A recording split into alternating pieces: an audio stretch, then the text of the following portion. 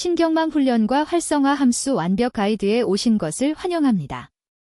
이 영상에서는 신경망이 어떻게 학습하는지, 그리고 활성화 함수가 왜 필요한지 초급 개발자도 쉽게 이해할 수 있도록 설명합니다. 총 10개의 퀴즈가 포함되어 있으니 끝까지 집중해주세요. 오늘 배울 내용은 총 7가지입니다. 먼저 신경망 훈련 과정의 4단계를 살펴보고 경사하강법으로 손실을 최소화하는 방법을 배웁니다. 그 다음 역전파 알고리즘이 어떻게 효율적으로 기울기를 계산하는지 알아봅니다. 후반부에서는 시그모이드와 리엘류, 텐와 리키 리엘류, 그리고 소프트맥스 함수의 특징을 비교하고 마지막으로 상황에 맞는 활성화 함수 선택 기준을 정리합니다. 신경망 훈련의 핵심은 예측값과 실제값의 차이를 줄여나가는 것입니다. 많은 분들이 마델-오-피트 한 줄로 학습이 된다고만 알고 계시지만 그 안에서는 4가지 중요한 단계가 반복됩니다.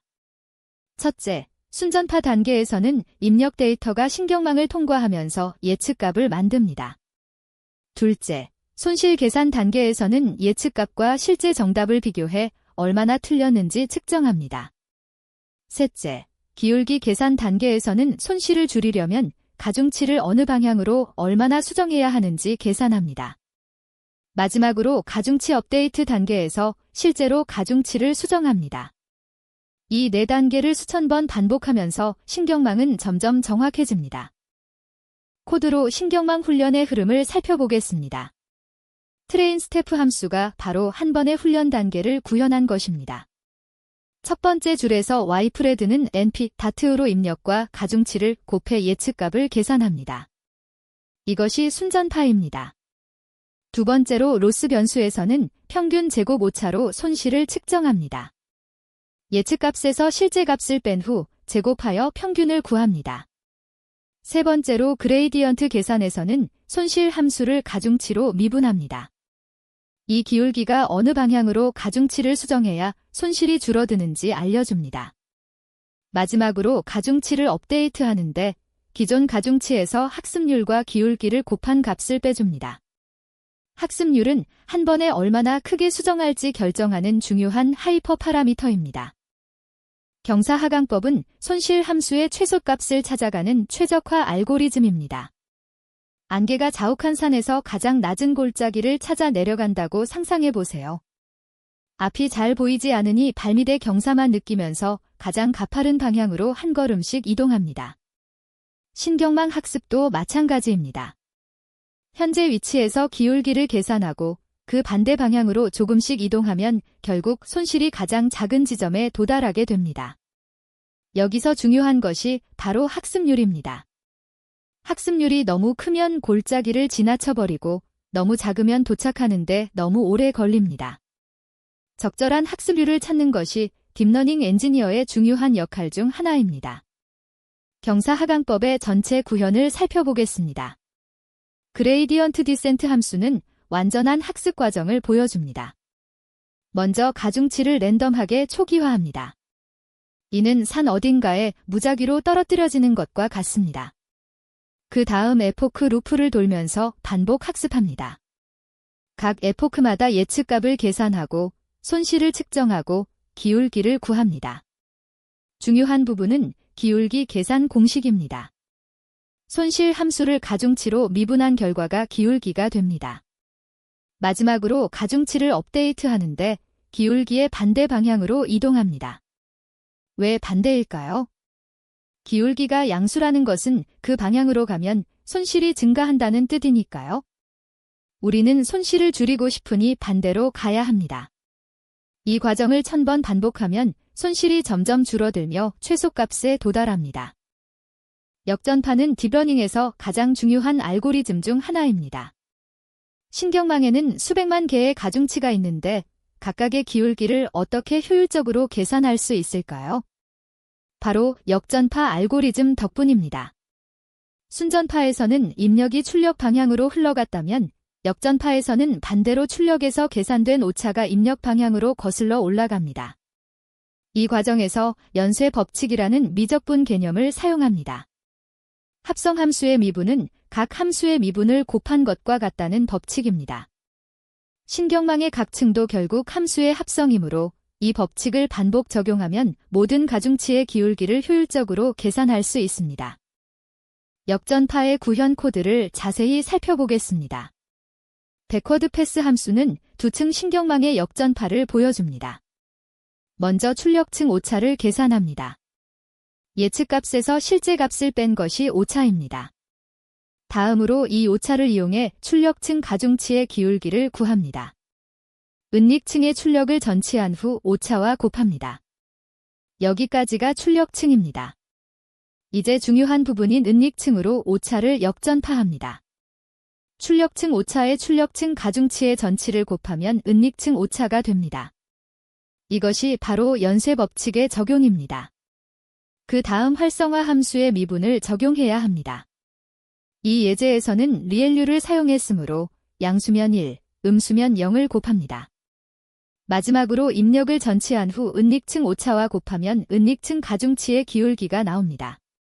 이렇게 뒤에서부터 차례로 계산하기 때문에 역전파라고 부릅니다. 시그모이드 함수는 딥러닝 초기에 많이 사용되던 활성화 함수입니다. 어떤 값이든 0과 1 사이로 압축하는 특성이 있어서 확률로 해석하기 좋습니다. 그래서 이진 분류 문제의 출력층에서 여전히 사용됩니다. 예를 들어 스팸 메일 필터에서 0.8이 나오면 80% 확률로 스팸이라는 뜻입니다. 하지만 시그모이드에는 치명적인 단점이 있습니다. 바로 기울기 소실 문제입니다. 시그모이드를 미분하면 최대값이 0.25밖에 안 됩니다.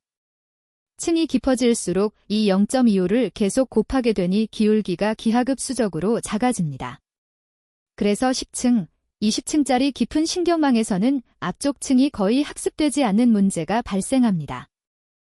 이 문제를 해결하기 위해 등장한 것이 바로 리엘류입니다.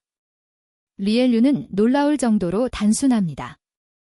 음수는 0으로 만들고 양수는 그대로 통과시킵니다. 끝입니다.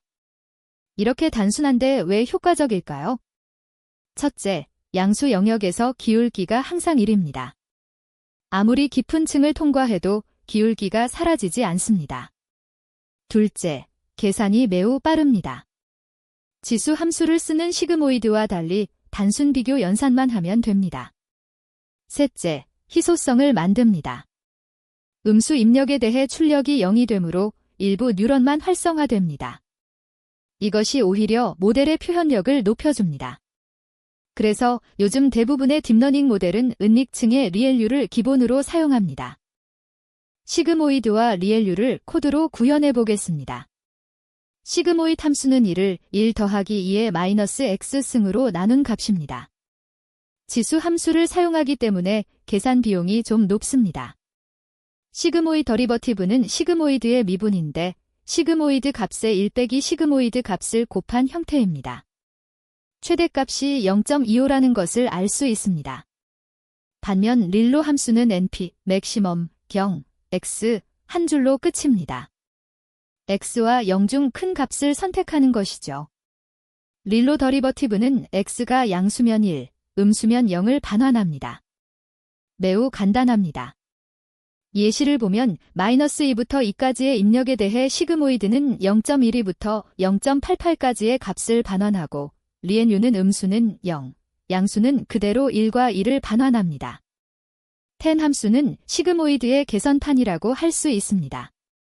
시그모이드가 0부터 1 사이로 압축한다면 텐는 마이너스 1부터 1 사이로 압축합니다.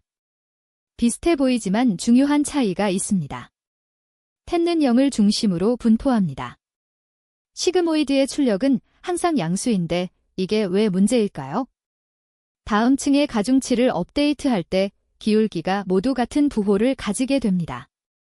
이러면 최적화 경로가 지그재그로 비효율적이 됩니다.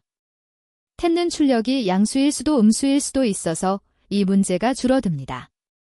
그래서 RNN이나 LSTM 같은 순환 신경망에서는 텐가 여전히 많이 사용됩니다. 리엘류에도 단점이 있습니다. 바로 죽은 뉴런 문제입니다. 입력이 음수면 출력도 0, 기울기도 0입니다. 한번 음수 영역에 빠진 뉴런은 기울기가 0이라 더 이상 업데이트되지 않습니다. 영원히 죽어버리는 것이죠. 리키 리엘류는 이 문제를 우아하게 해결합니다. 음수 영역에서 출력을 0으로 만드는 대신 작은 기울기를 줍니다. 보통 0.02를 사용합니다. 그래서 음수 입력에 대해서도 아주 작은 값이라도 출력되고 기울기도 살아있습니다. 이 작은 기울기 덕분에 뉴런이 완전히 죽지 않고 계속 학습할 수 있습니다. 리키 리엘류의 변형으로 피리엘류가 있는데 이 작은 기울기 알파 값도 학습 가능한 파라미터로 만든 것입니다. 텐와 리키 리엘류의 구현을 살펴보겠습니다. 텐 함수는 넘피에 이미 구현되어 있어서 np10 dex로 간단히 사용할 수 있습니다. 텐 더리버티브는 1에서 10 제곱을 뺀 값입니다. 리키릴로 함수는 np where를 사용해 조건부 연산을 합니다. x가 양수면 x를 그대로, 음수면 엘퍼를 곱한 값을 반환합니다. 엘퍼는 보통 0.02를 사용합니다. 리키릴로 더리버티브도 비슷하게 양수면 1, 음수면 엘퍼를 반환합니다. 예시를 보면 -2부터 2까지의 입력에 대해 텐은 -0.96부터 0.96까지의 값을 반환하고 리키 리엘류는 -0.02, -0.021, 0, 1, 1을 반환합니다. 음수 영역에서도 작은 값이 살아있는 것을 볼 수 있습니다. 소프트맥스는 다중 분류 문제에서 필수적인 함수입니다. 신경망의 마지막 층에서 여러 개의 숫자가 나오는데 이것을 어떻게 확률로 해석할까요? 각각의 시그모이드를 적용하면 안 될까요? 문제는 그러면 확률의 합이 1이 안 된다는 것입니다. 고양이 0.8, 개 0.7, 새 0.3이 나올 수 있습니다. 이건 확률로 해석하기 어렵습니다. 소프트맥스는 여러 값을 받아서 합이 정확히 1이 되는 확률 분포로 변환합니다.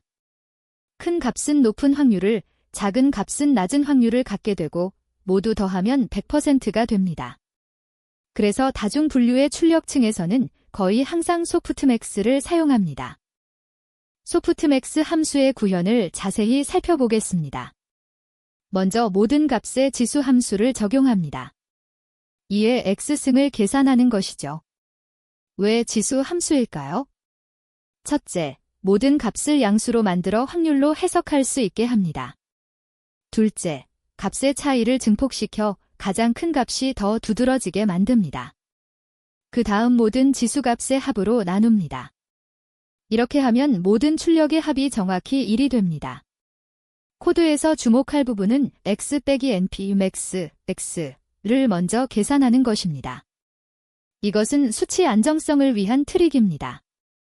지수 함수는 큰 값에서 오버플로우가 발생할 수 있는데 최대값을 빼도 결과는 같지만 계산 과정에서 숫자가 너무 커지는 것을 방지합니다. 예시에서 로짓 2.0, 1.0, 0.1이 확률 0.659, 0.242, 0.099로 변환됩니다.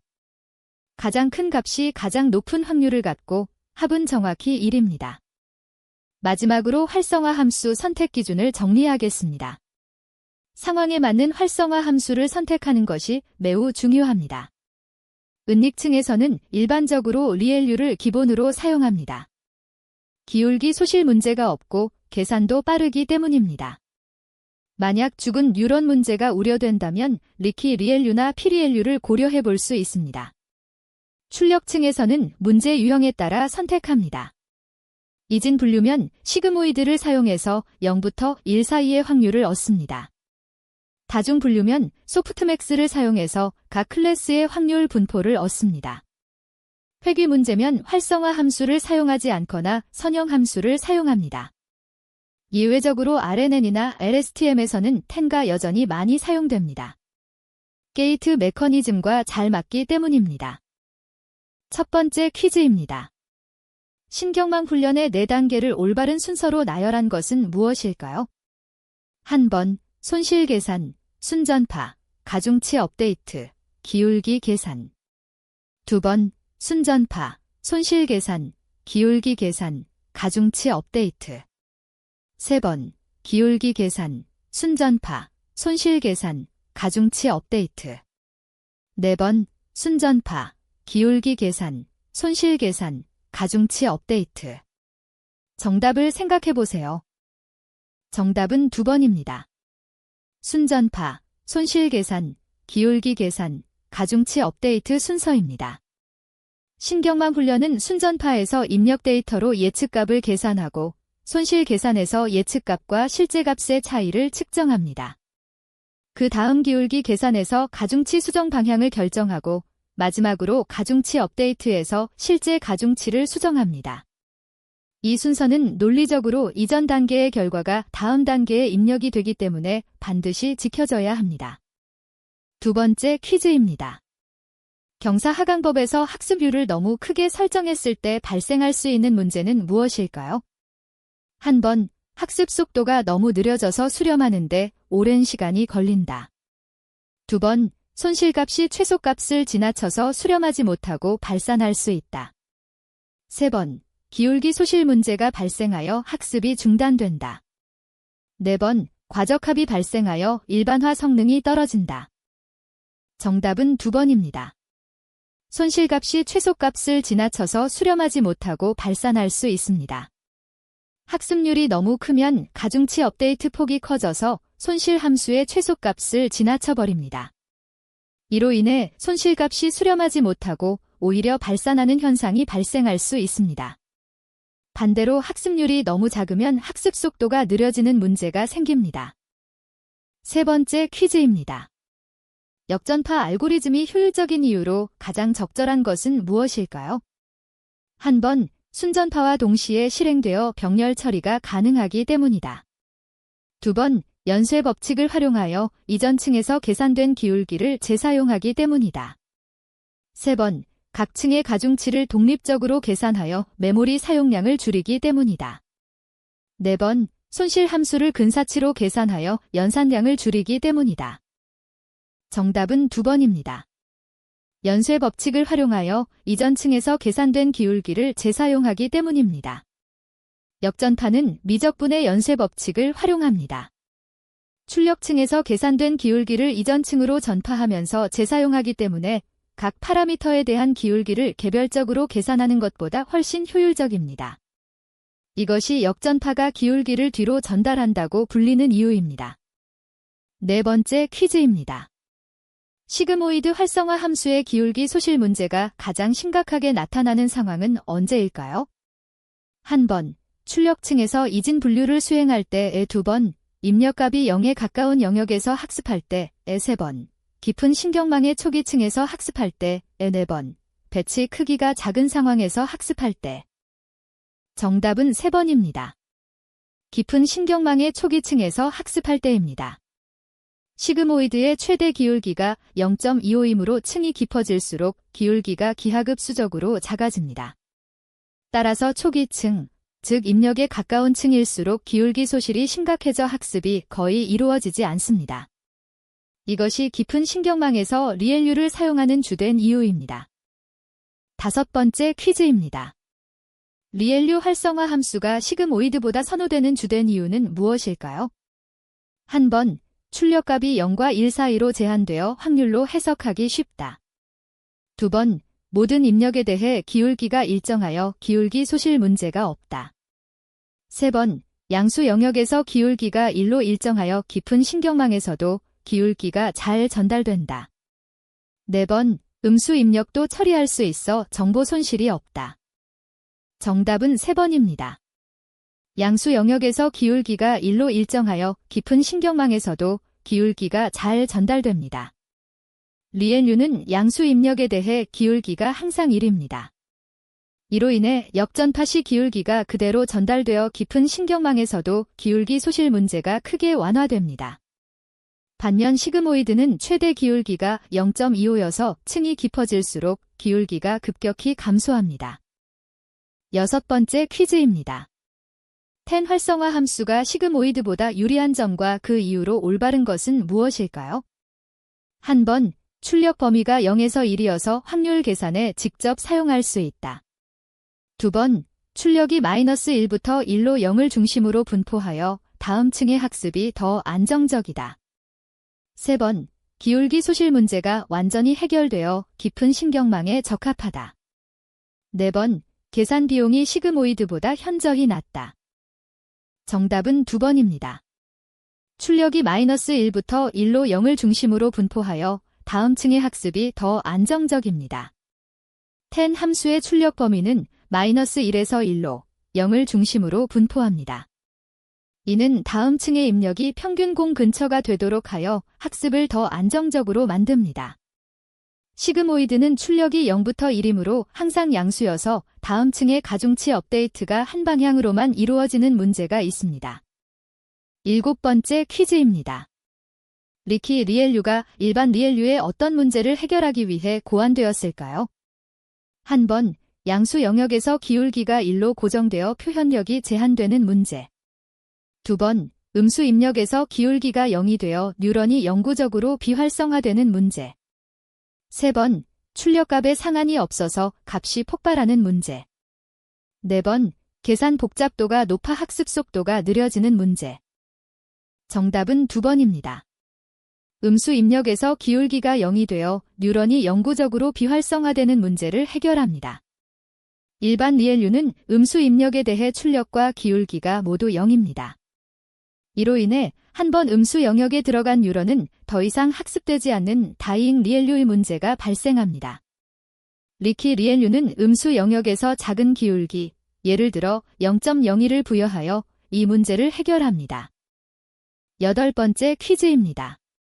소프트맥스 함수를 출력층에서 사용해야 하는 상황과 그 이유로 가장 적절한 것은 무엇일까요? 한 번, 이진 분류 문제에서 두 클래스의 확률을 계산할 때 2번, 회귀 문제에서 연속적인 값을 예측할 때 3번, 다중 클래스 분류에서 각 클래스에 속할 확률의 합이 1이 되어야 할 때 4번, 은닉층에서 비선형성을 추가하여 표현력을 높일 때. 정답은 3번입니다.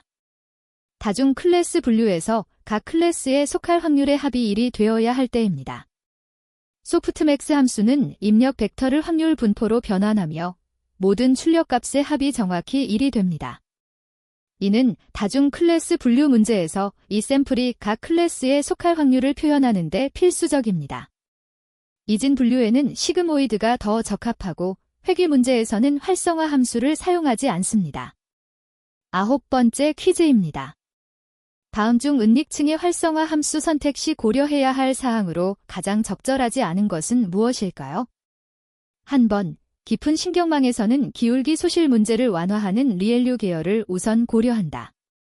2번, 출력값이 확률로 해석되어야 하므로 0부터 1 범위의 함수를 선택한다. 3번, 다이잉 리엘유 문제가 우려되면 리키 리엘유나 ELU를 사용한다. 4번, RNN이나 LSTM에서는 10가 여전히 많이 사용된다. 정답은 2번입니다. 출력값이 확률로 해석되어야 하므로 0부터 1 범위의 함수를 선택한다는 것은 은닉층에 적절하지 않습니다. 은닉층의 출력은 다음 층의 입력으로 사용되며 확률로 해석될 필요가 없습니다. 확률 해석이 필요한 것은 출력층, 특히 분류 문제입니다. 은닉층에서는 기울기 소실 방지와 비선형성 부여가 더 중요한 고려사항이므로 리엘유 계열이 일반적으로 권장됩니다. 마지막 10번째 퀴즈입니다. 신경망에서 활성화 함수가 반드시 필요한 근본적인 이유는 무엇일까요? 한 번, 가중치 값을 0과 1 사이로 정규화하여 학습을 안정화하기 위해. 2번, 비선형 변환 없이는 여러 층을 쌓아도 단일 선형 변환과 동일한 표현력만 가지기 때문에. 3번, 역전파 알고리즘이 작동하려면 미분 가능한 함수가 필요하기 때문에. 4번, 손실 함수의 값을 줄이는 방향을 계산하기 위해. 정답은 2번입니다. 비선형 변환 없이는 여러 층을 쌓아도 단일 선형 변환과 동일한 표현력만 가집니다. 선형 함수를 여러 번 합성해도 결과는 여전히 선형 함수입니다. 행렬 곱의 결과는 결국 행렬이기 때문입니다. 따라서 비선형 활성화 함수 없이 층을 아무리 깊게 쌓아도 단일층 선형 모델과 동일한 표현력만 가집니다. 활성화 함수를 통해 비선형성을 추가해야 복잡한 패턴과 관계를 학습할 수 있습니다. 이것이 활성화 함수가 신경망에서 반드시 필요한 근본적인 이유입니다. 신경망 훈련과 활성화 함수에 대한 학습을 마쳤습니다. 순전파, 손실 계산, 기울기 계산, 가중치 업데이트의 4단계 훈련 과정을 배웠고 경사하강법과 역전파 알고리즘의 원리를 이해했습니다. 또한 시그모이드, 리엘류, 텐, 리키 리엘류, 소프트맥스 등 다양한 활성화 함수의 특징과 선택 기준을 배웠습니다. 이제 실전 프로젝트에서 상황에 맞는 활성화 함수를 선택하고 학습률을 조절하며 기울기 소실 문제를 해결할 수 있을 것입니다. 배운 내용을 직접 코드로 구현해보며 실력을 키워나가시기 바랍니다. 감사합니다.